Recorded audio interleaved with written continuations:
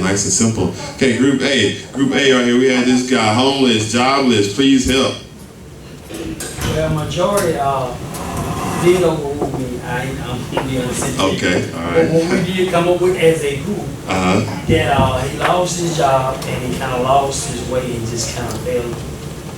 Kind of depression and there. All right. Lost his job and from there went all down here. He could have been a six-figure Wall Street executive. Right. A veteran.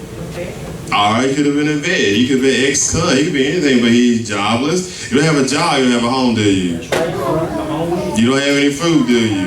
You don't have anything. So he's just out there, please help. Somehow, some way, something went wrong. All right, great. Group C or D, which one y'all? What was that? Okay, you got the street walk. It was called the street walk. Several reasons. All right, why is she walking the street? She was disobedient at home, and then maybe she didn't have all the guidance at home. Okay, no guidance. With no spiritual background or leadership. Oh. Okay, and she was sitting fast money, and then she also was attention seeking. Yeah, I would think so, dressed like that. Yeah, walking the street, any little John. Yeah. All right, so that's a lie. Either no guidance, no help, no spiritual guidance. Attention seeking, this is not good stuff. Fast money, right? All worldly, all nothing to do with God. All right. Group D, you two, lovely couple. Why are you guys filing for divorce? Lack of communication. Lack of communication. Infidelity. Lack of attention. Oh, lack of attention. Yeah, that's good. Like I told you earlier, like, hey, baby, you heard what I said? What? You like the outfit, baby, huh?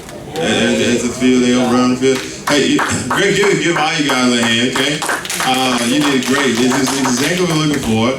But unfortunately, a lot of us end up this way somehow. We might not be locked behind bars. We might not be filing for divorce or walking the street or jobs. But we end up in some situations we don't want to be in.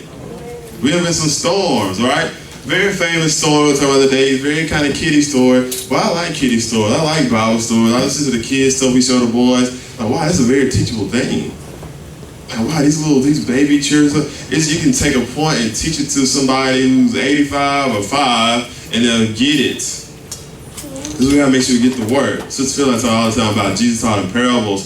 He taught you the things that can be, you know what he's talking about. You know, terminologies and things you compare to. Talk to a young lady and say, why you use so many analogies? Well, you compare something to something else so you can get it. Here's what it says here. Jonah, y'all know Jonah, right? Okay, God told him to do something. He said, ain't no way. Sorry, I can't do that. So Jonah, chapter 1, verse 4 through 7, easy to read. But the Lord brought a great storm on the sea. The wind made the sea very rough. Anybody got a rough life from time to time? Sometimes you have a rough morning.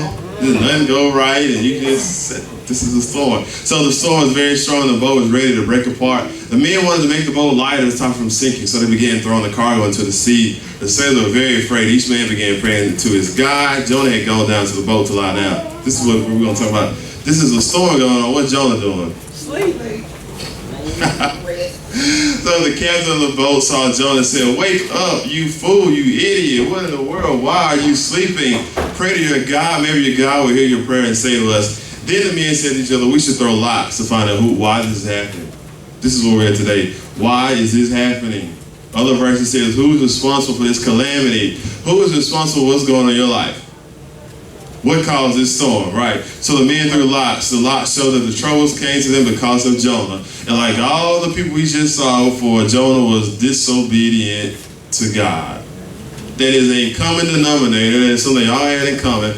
Earlier this morning, Maria and I said, we were both born in July. I'm born in 7, she's born in 8. That's why we get along so well, right? Then she started saying, well, we're cancers, we're loving. Oh, okay, we all have a common denominator. For the children here, so the fraction, we all have something alike. Everybody we just looked at, they had something alike. At some point, they lost their way. And at that point, that's when the storm came. Because if Jonah would have done what God said, he would have been on peacefully. We wouldn't even have this story.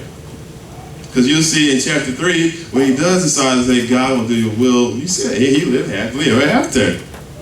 All right, let's break this down precept by precept. We got to learn how to hold on, though, because when God brings us a great storm, it can get kind of rocky. And if we don't hold on, we're going to go overboard. If we don't hold on, we're going to just lose it. If we don't hold on, we're going to just throw in the towel. We lose that job, well, I'm going to just lose my life. We lose the situation, didn't work out, it's over with. But we got to understand, even as I think about my wife, and as I think about what she goes through, I'm going through it too.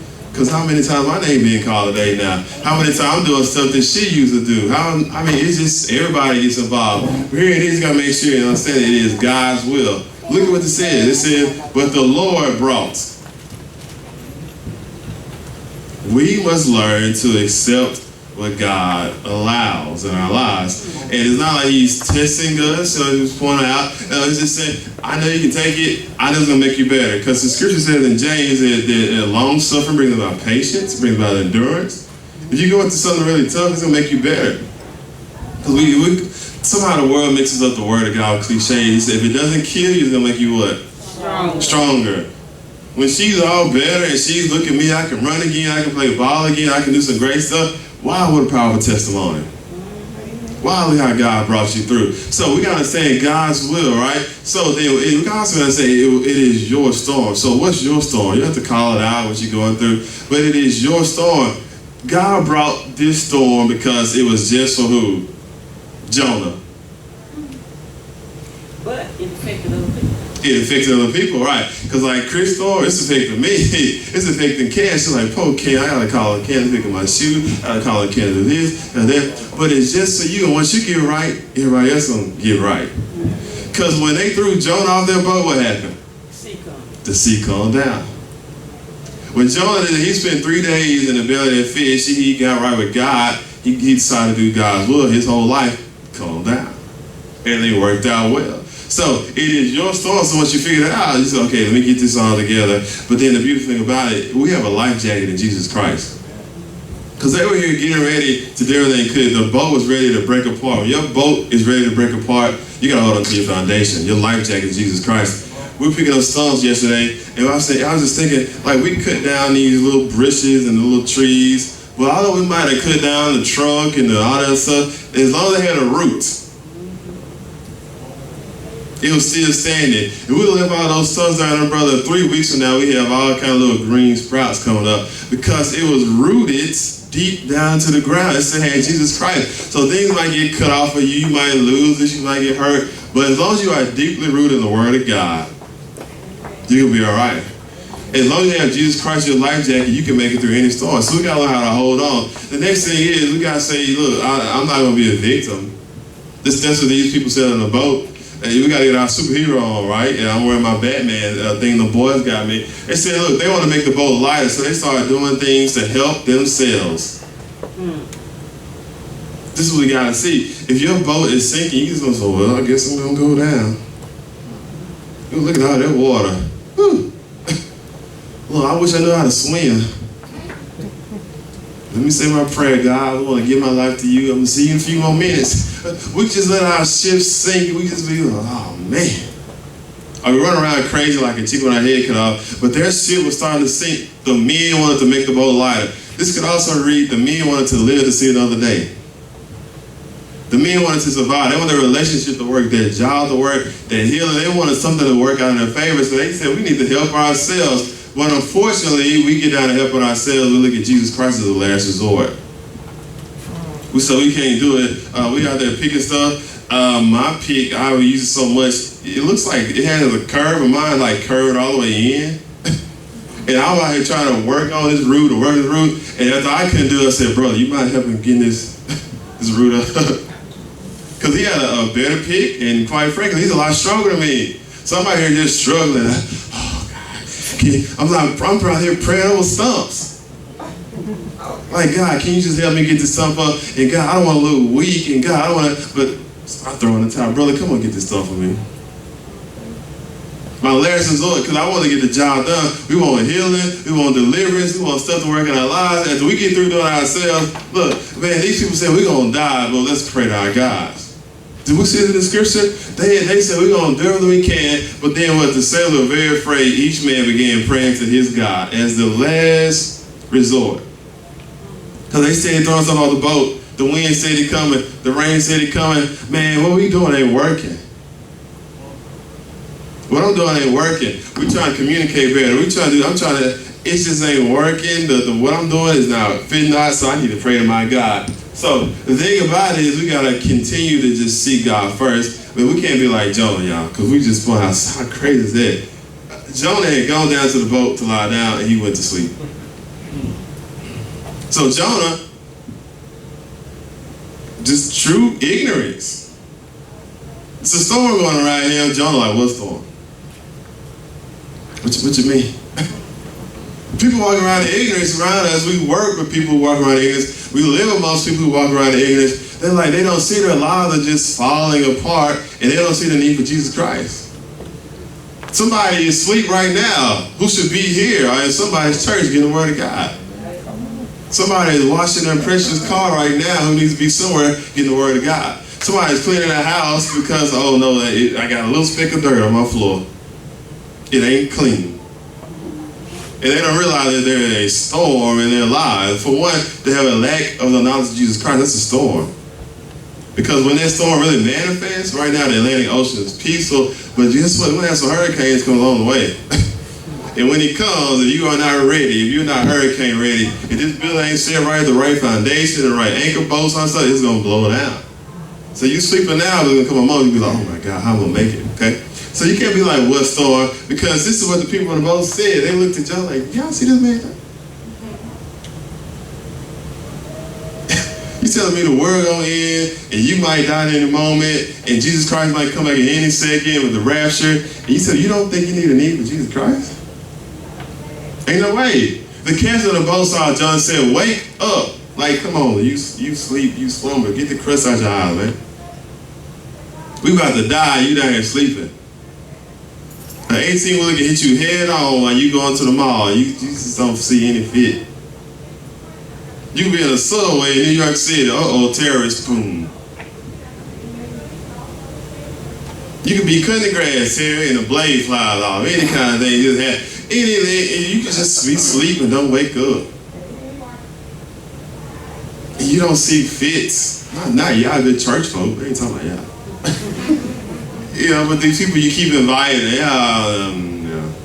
these people you keep trying to reach out for, the people you keep praying for, and then your mentality is like, oh, wait, what?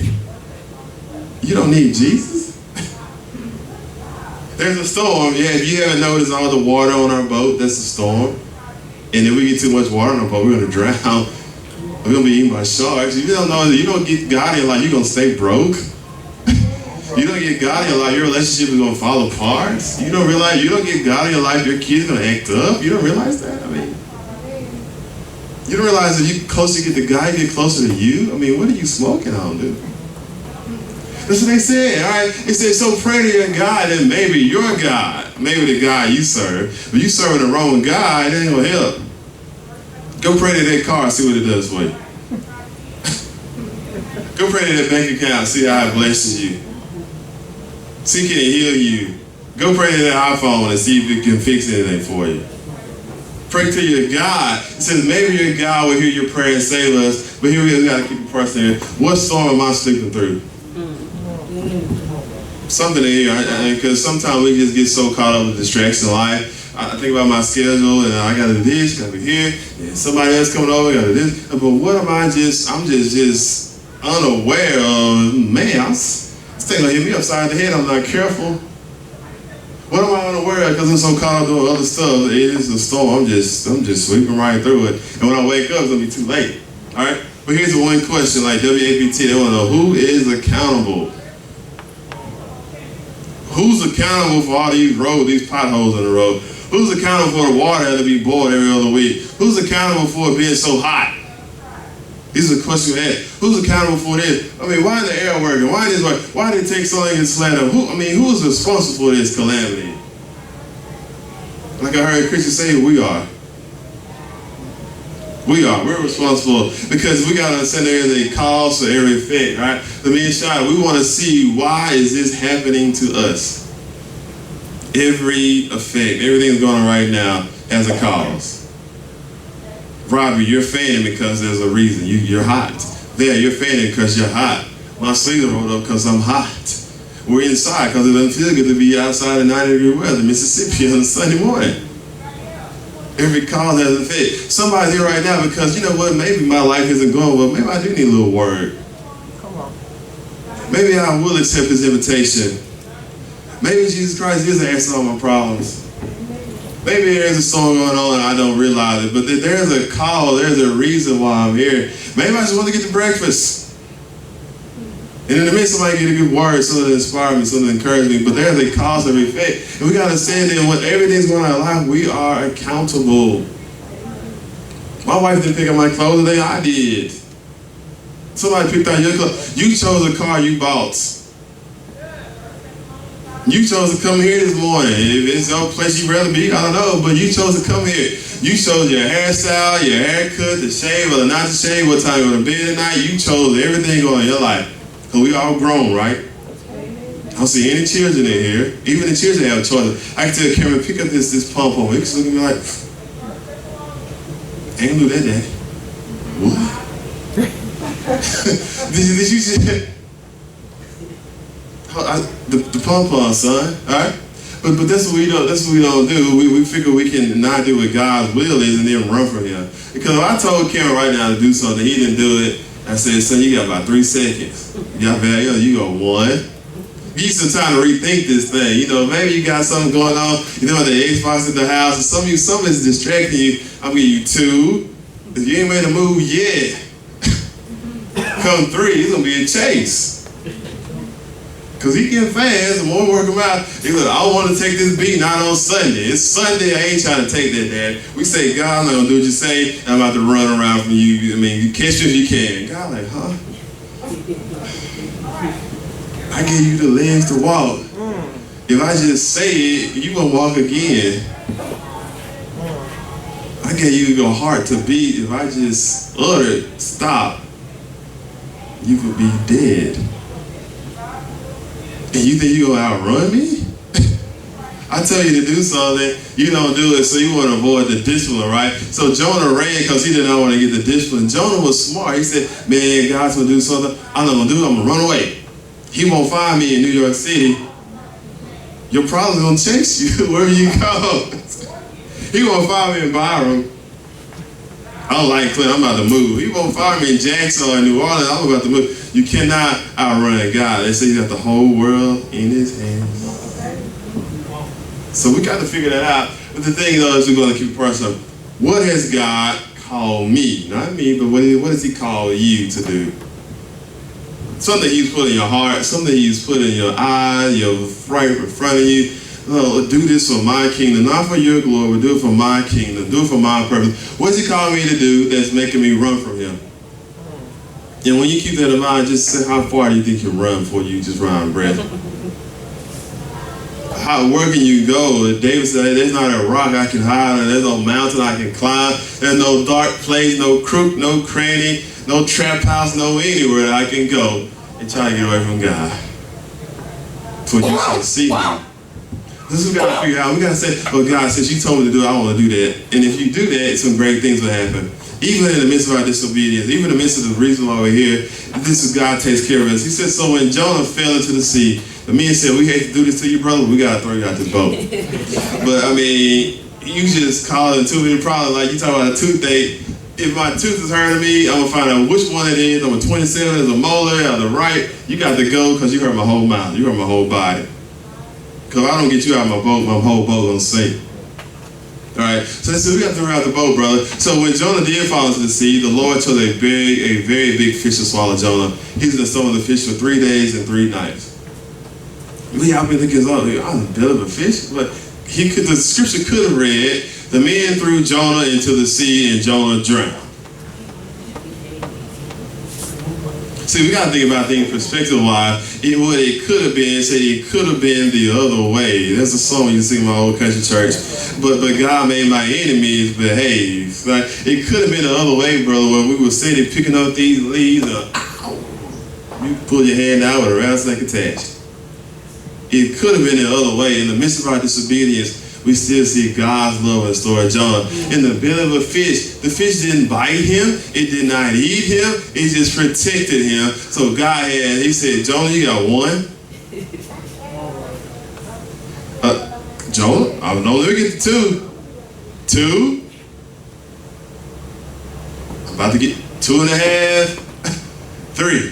So by the time that third day came about, Jonah said, all right, God, I'm going to do your will. I'm going to go where you said go. I'm going to do what you said do. And when it's all said and done, y'all, the conclusion of the matter, we wrap this up. We have to learn how to stop running from God. That's step 1. Stop running. God said do this, do it. Don't run because you're wasting your time. I tell my children, stop wasting time, stop wasting days. God said do it, just go ahead and do it. And then once we learn how to start running, we got to learn to go ahead and do His will. It's going to glorify Him, but everything I've done is glorifying Him as well. I get some of the kickbacks from Him. Oh, this is so great. You guys think it's great, but it's not really about me, but it's about Him. But it's still great to know you serving God. Doesn't it feel good when you just, oh, wow, that feels good in the pit of my soul just to know I'm doing something to help somebody else out. But the first thing is we got to get in our mind, like, God, I cannot run from you. I just can't do it. I don't want to be like Jonah. Because for some reason, there's a storm in my life. And until I get it right, I better get a really big umbrella. I better get some really good shelter over my head, because until I learn to just say, God, I'm doing your will, I'm going to get ready to stay in this storm. So y'all receive that?